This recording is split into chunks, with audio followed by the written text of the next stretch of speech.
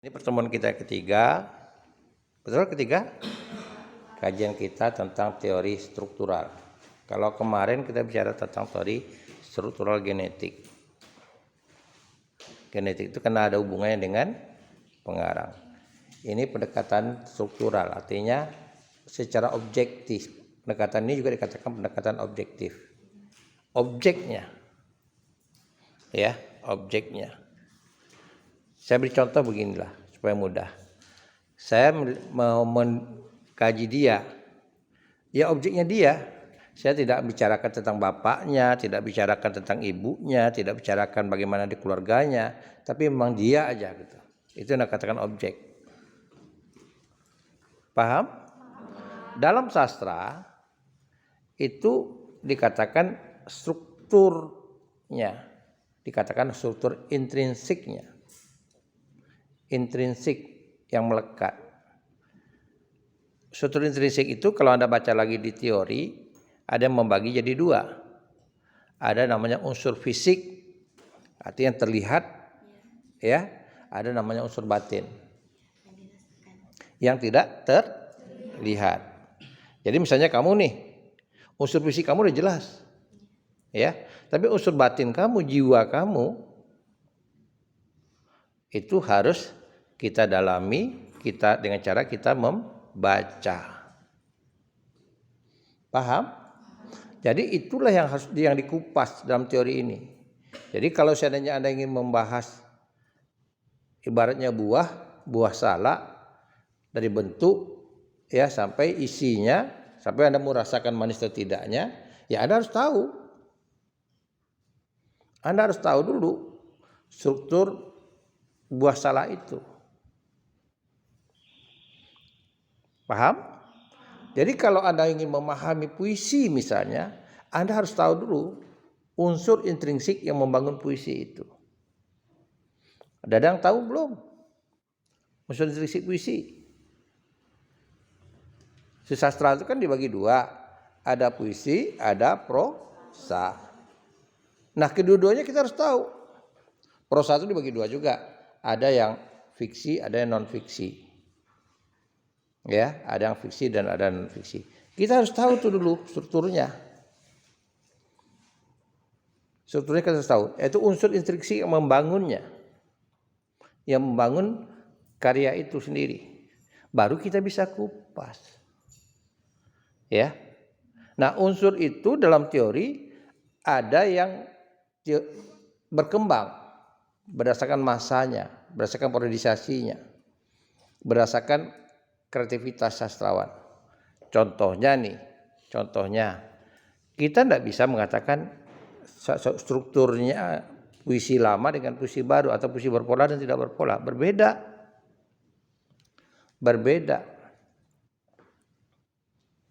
Ya, strukturnya pantun ada sampiran.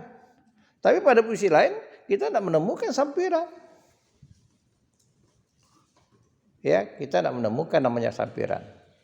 Jadi kalau Anda baca teori nanti, teori tentang unsur intrinsik puisi, itu unsur yang berlaku secara umum, bukan secara spesifik.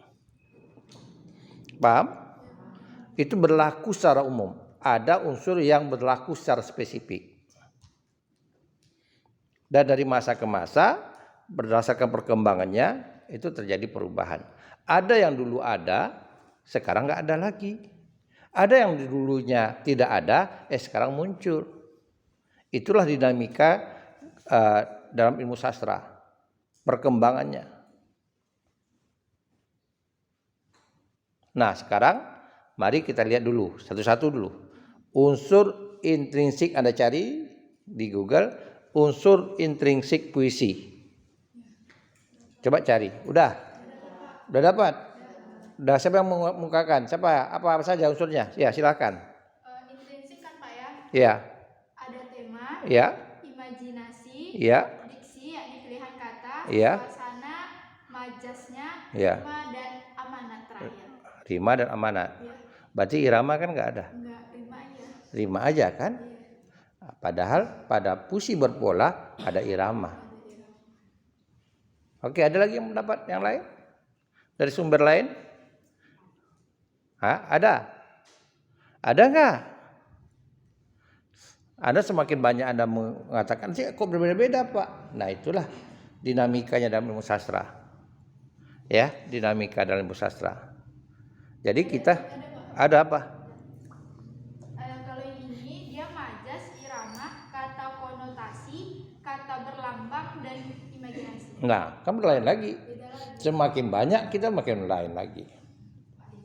Ya, silakan. Ada kata konkret, diksi, imajinasi, majas, rima, dan tipografi. Nah, dan muncul lagi kata istilah baru tipografi sama imaji.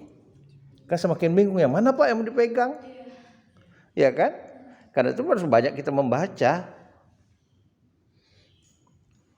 Baik, saya akan jelaskan satu-satu dulu supaya Anda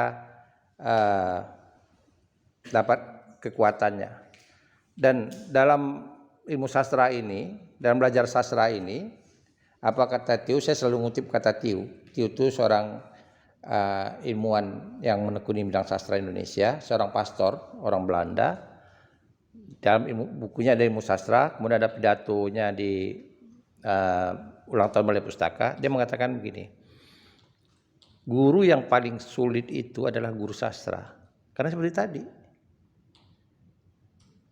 Kenapa? Bukan guru eksak atau guru matematik. Karena di guru eksak itu ditawarkan kepastian. Ada kepastian. 1 tambah 1 ya 2. Tapi dalam sastra tidak. Yang diperlukan keberanian. Dan saya mencoba menampilkan pada Anda keberanian saya. Yang pertama unsur itu yaitu tema. Nah, sebetulnya dalam ilmu menulis bentuk apapun tema itu udah jadi syarat. Orang menulis ada tema. Ya. Artinya berlaku secara umum. Paham? Nah, kalau Anda baca ilmu menulis, Anda belajar ilmu menulis, nanti ada topik, ada judul. Tapi dalam sastra tidak dihitung karena ada mencakup di tema. Pak, dalam ilmu menulis kalau di komposisi ada Pak judul, ada juga topik. Nah, topik itu kan jabaran operasionalnya secara tema. Oke? Nah, kemudian ada namanya amanat.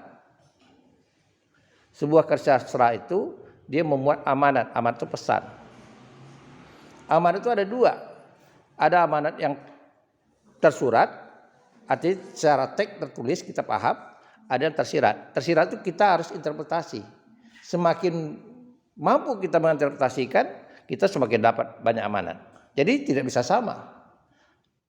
Kemampuan orang yang 1 dengan 2 dapat amanatnya tidak bisa sama. Kemampuan kita menginterpretasikan, menerjemahkan, menafsirkan. Paham? Saya seperti sekarang nih, nafsirkan kalian sekarang ini. Ada yang wajahnya semangat, ada yang tidak. Ada yang lupa sarapan pagi, ada yang lupa mandi pagi. Misalnya, buru-buru, takut terlambat. Itu interpretasi saya. Gitu. Paham? Nah, itu contoh amanat. Kemudian ada namanya gaya bahasa. Semua karya sastra itu ada gaya bahasa. Gaya bahasa itu mencakup semuanya, gaya bahasa sastra, susastra. Gaya bahasa. Ya, jadi kalau Anda menulis tentang gaya bahasa, Anda bisa objeknya puisi, bisa objeknya fiksi. Berlaku semuanya. Paham? Nah, lalu mulai ke spesifik. Ya. Ke spesifik, diksi itu hanya pada puisi dibicarakan orang. Apakah pada fiksi tidak ada diksi? Ada. Cuma perhatian orang pada puisi. Kenapa? Dalam prinsip menulis puisi, bagaimana menggunakan kata sehemat mungkin dengan makna seluas mungkin. Karena itulah diksi itu pilihan kata yang maknanya konotasi. Bukan makna denotasi. Ini sebetulnya pelajaran dari semester 3 nih, ya. Tapi karena kita mau kaji tentang struktural itu, saya jelaskan. Oke, lanjut misalnya sudah diksi itu. Nah, ada rima. Ada rima. Rima itu dikatakan sajak nama sinonimnya. Kesamaan bunyi. kesamaan pola bunyi, bukan kesamaan bunyi, beda ya, kesamaan pola bunyi. Jadi kalau rima akhir itu di bait, di ujung bait biasanya diperhatikan orang itu ada 4. Ada yang serangkai sama semua, ada yang bersilang ABAB, ada yang berpeluk ABBA, ada yang kembar AABB. Mau letaknya di akhir bait, di tengah bait, di awal bait sama. Sama. Polanya sama. Itu polanya. Tapi kalau kita lihat lagi rima itu kadarnya ada yang kesamaan pada tingkat 1 huruf, ada pada suku kata, ada pada kata. Ya, itu tinggal nama aja. Ada yang katakan rimanya, ada yang katakan rima terbuka nanti. Ada namanya rima tertutup. Terbuka itu artinya karena vokal. Ya, tapi kalau tertutup itu karena diakhiri oleh konsonan. Ya, ada katakan separuh suku kata yang sama, dikatakan rima paruh atau separuh.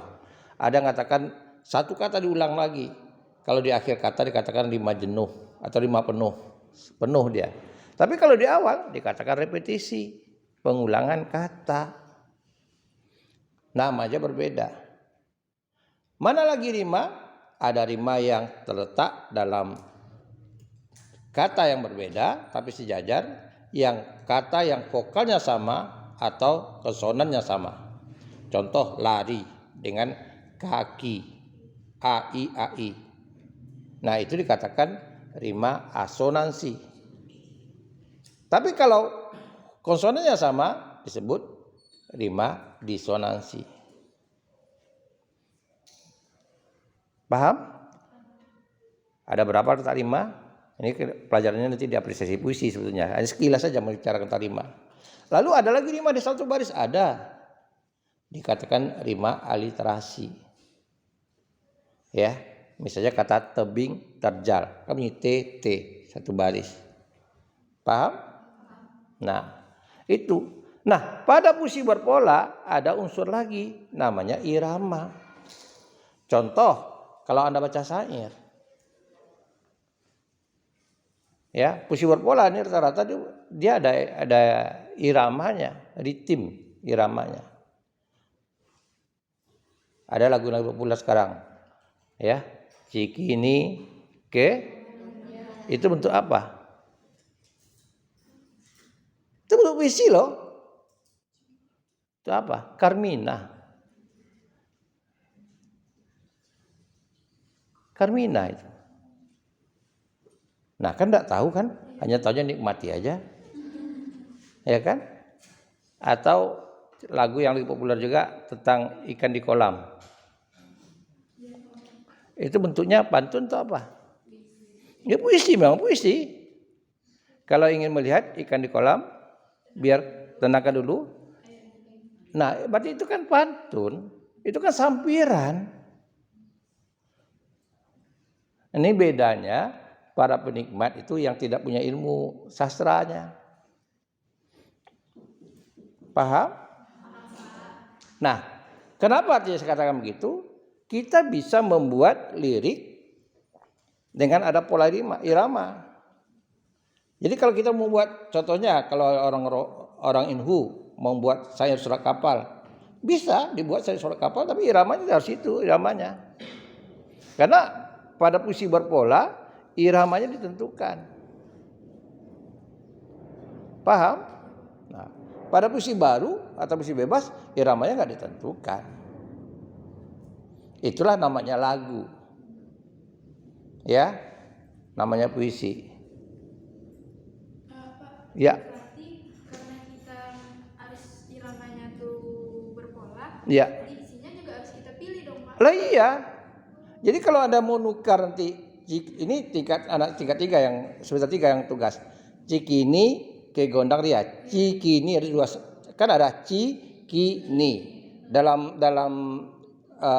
estetika bunyi namanya bunyi itu bunyi efoni. Anda baca nanti di Pradopo. Cikini. Saya tinggal ganti. Langgini. Walaupun tidak sempurna. Ya. Langgini. Kan apa sama? Gini sama. Langgini mana? Tidak tahu. Ada kalau ke Bangkinang, seberang Bangkinang, seluruh Bangkinang, pinggir sungai. Namanya Desa Langgini. Ya, misalnya. Jadi ke Gondang Ria. Saya kan tidak pernah ke Jakarta misalnya. Saya tukarlah Cikini ke Pantai Raja. Oh iya Pak. Ya kan? Kalau isinya dikatakan aku begini karena dia, kita ganti lagi. Artinya apa? Kita mampu membuat lirik lagu. Tapi dengan konsep irama yang sudah ada. Itu puisi berpola.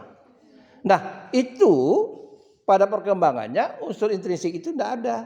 Pada puisi bebas nggak ada. Nggak teratur. Karena puisi bebas itu tidak ada keteraturan.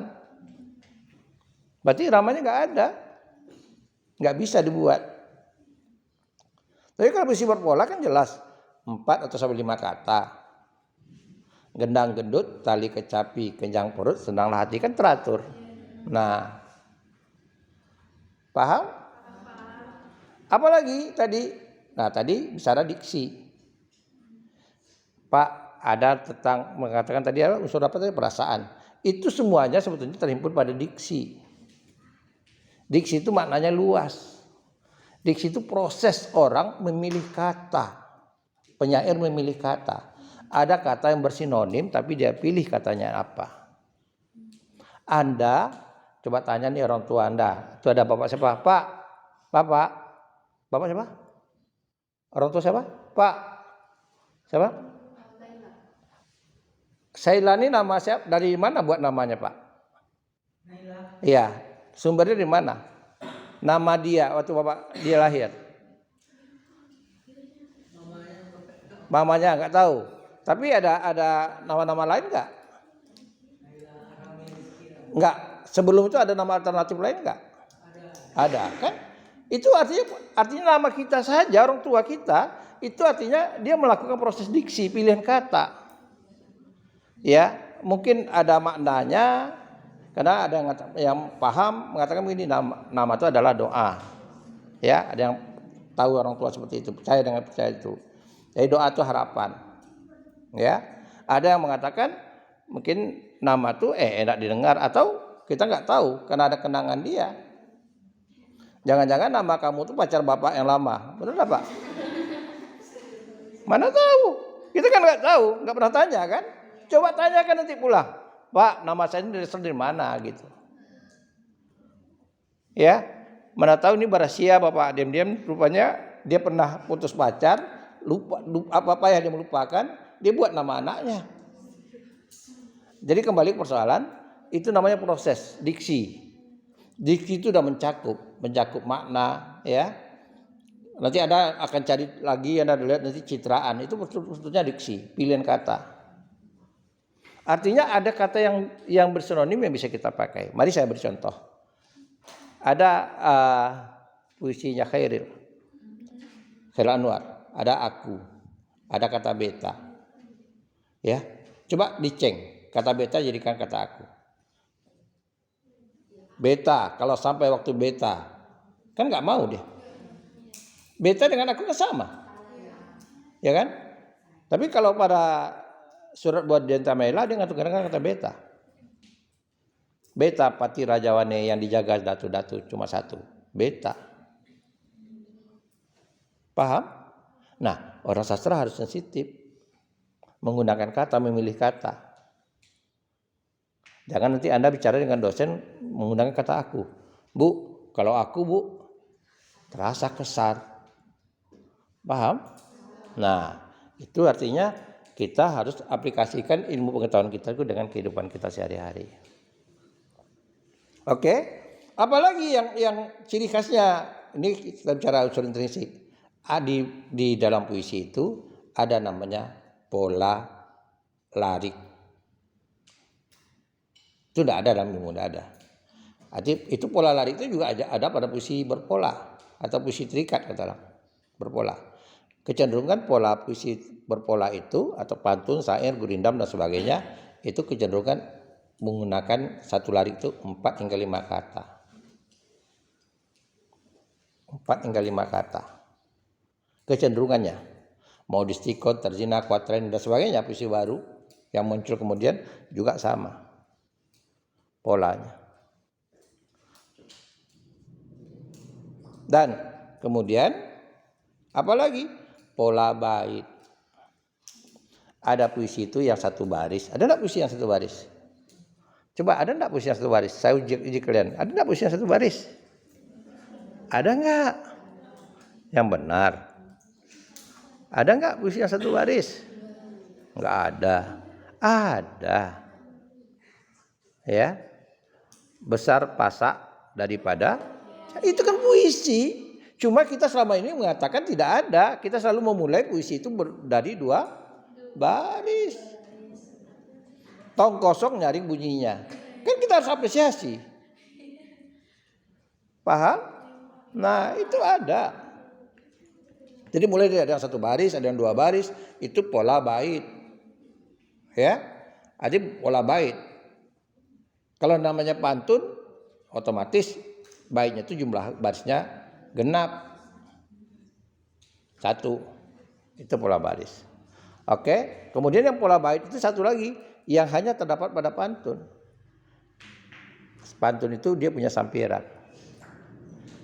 Karena itu pantun itu harus genap.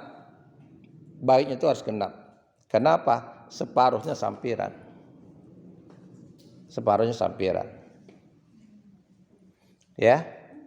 Nah, itu untuk karya puisi. Ada yang mau ditanyakan? Pak, bagaimana citraan itu larinya ke diksi? Ya. Pak, jadi tadi kan yang besar pasak daripada tiang itu, ya, maaf Pak Ya. Itu apa bukannya dia peribahasa Pak? Dia bahasanya dia punya konotasi itu tidak maknanya. Iya. Nah, ke puisi. Jadi kalau puisi yang aku adalah itu tuh puisi juga gitu. Iya, jelas. Jadi apa bedanya tuh Pak?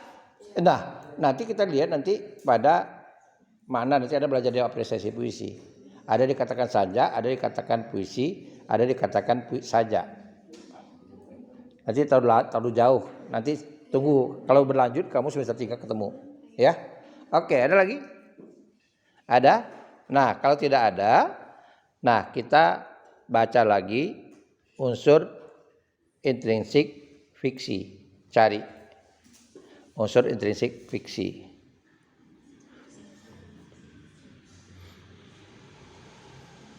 Cepat. Udah. Apa? Siapa dulu yang lain? Coba yang lain. Ya, silakan. Coba apa? Unsur intrinsik fiksi ada tema, tokoh, penokohan, alur, latar, sudut pandang, amanat, gaya bahasa. Ada yang sama enggak? Beda Pak. Ada yang sama enggak? Yang sama dulu. Ada apa tuh? Tema? Alur?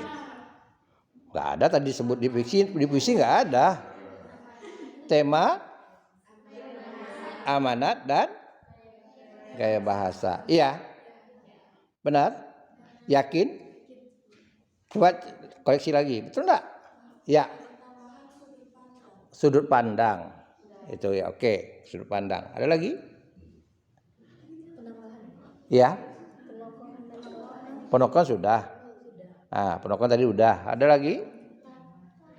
Nah, ada berapa yang unsur itu yang sama dengan puisi? Tema, amanat, gaya bahasa. 3. Benar? Benar?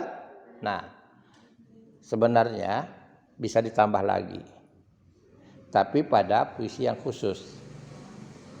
Pada puisi balada, puisi naratif, cenderung yang saya katakan naratif itu yang saya katakan yang lebih cenderung balada. Maka beberapa unsur fiksi itu terdapat di sana. Contoh, tokoh. Anda baca buku puisi Rendra, ada cari di Google. Tubuh biru, tatapan mata biru, lelaki terguling di jalan. Berarti tokoh. Atau nyanyian angsa. Maria Zaitun. Kaukah itu, berarti Maria itu ada tokoh. Ya kan? Jadi ada irisannya unsur puisi intrinsik itu pada fiksi dan puisi. Harus dicermati. Ya. Nah, kan muncul dinamikanya teori itu. Paham? Apakah pada fiksi itu tidak ada nada? Ada enggak? Ada pada prosa liris. Prosa berirama. Siapa yang menulis prosa liris itu yang terkenal? Sabainan Alui, Tulus Sutarsati. Ya, nanti Anda baca cari lagi. Itu prosanya ditulis berirama. Nah, saya beri contoh prosa yang ini yang orality. Ya, namanya irama kan orality. Gak mungkin yang literasi. Ya mungkin tulis. Saya beri contoh prosa yang berirama dalam bentuk tradisi randai. Ya, randai Minangkabau. Allah bajalan dun sana Sultan Karunyi, Sultan Karunyi. Dilagukan. Dia katakan Sultan Karunyi itu sudah berjalan dengan bahasa Minang. Dilagukan oleh orang randai. Paham? Jadi jangan Anda pegang begitu saja. Tapi sekali lagi saya katakan, Anda mengatakan ini rujukan teori siapa?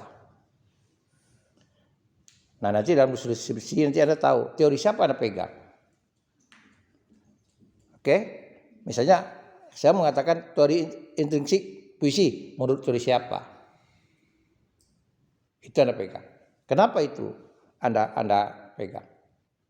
Tapi kalau secara umum tadi sudah saya katakan. Ya, apakah dalam fiksi tidak ada kata puitis? Ada. Anda nonton Tenggelamnya Kapal Bandarwitz, dialog-dialognya sangat puitis. Ya, sangat puitis. Gitu. Oke, paham? Nah, sekarang kita mulai membahas pelaksanaan teori struktural. Oke, paham? Nah,